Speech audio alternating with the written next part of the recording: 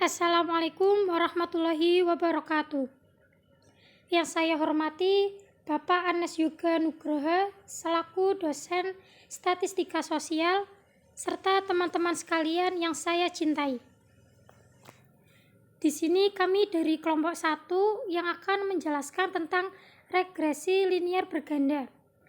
Sebelumnya perkenalkan, nama saya Elmi Apriliani dengan NIM 3619027 dan ada Mbak Mei Permata Dwi Lestari dengan NIM 3619025, ada Mbak Rizka Widianti dengan NIM 3619026. Langsung saja, materi yang pertama yang akan dijelaskan oleh saya sendiri, pengertian regresi linier berganda. Analisis regresi linier berganda adalah hubungan secara linier antara dua atau lebih variabel independen X1, X2, sampai Xn dengan variabel dependen yaitu Y. Analisis ini untuk mengetahui arah hubungan antara variabel independen dengan variabel dependen, apakah masing-masing variabel independen berhubungan positif atau negatif, dan untuk memprediksi nilai dari variabel dependen apabila nilai variabel independen mengalami kenaikan atau penurunan. Data yang digunakan biasanya berskala interval atau rasio. Analisis regresi linier berganda. Konsep dasar analisis regresi berganda. Yang pertama, analisis regresi berganda bertujuan untuk mengetahui ada atau tidaknya pengaruh dua atau lebih variabel bebas dalam kurung X terhadap variabel terikat Y. Uji T bertujuan untuk mengetahui ada atau tidaknya pengaruh parsial atau sendiri yang diberikan variabel bebas dalam kurung X terhadap variabel terikat yaitu Y. Uji F bertujuan untuk mengetahui ada atau tidaknya pengaruh simultan bersama-sama yang diberikan variabel bebas yaitu X terhadap variabel terikat Y. Koefisien determinasi berfungsi untuk mengetahui berapa persen pengaruh yang diberikan variabel X secara simultan terhadap variabel Y. Uji.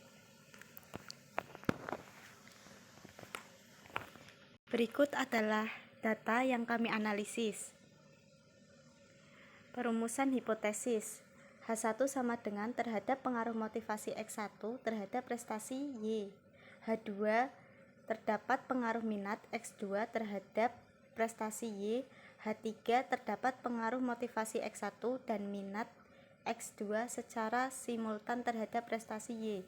Tingkat kepercayaan 95%, A sama dengan 0,05. Dasar pengambilan keputusan. Uji T. Jika nilai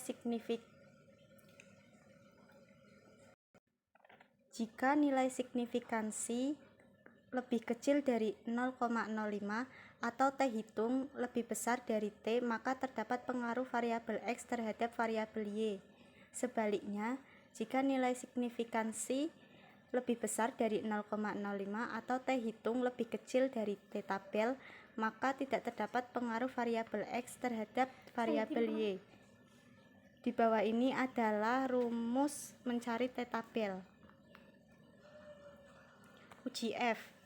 Jika nilai signifikansi lebih kecil dari 0,05 atau F hitung lebih besar dari F tabel, maka terdapat pengaruh variabel X secara simultan terhadap variabel Y.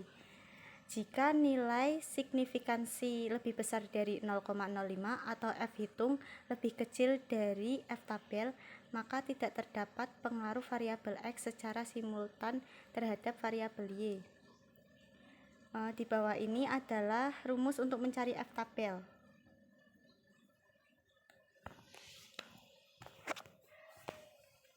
Pengujian hipotesis H1 dan H2 pengujian uji T.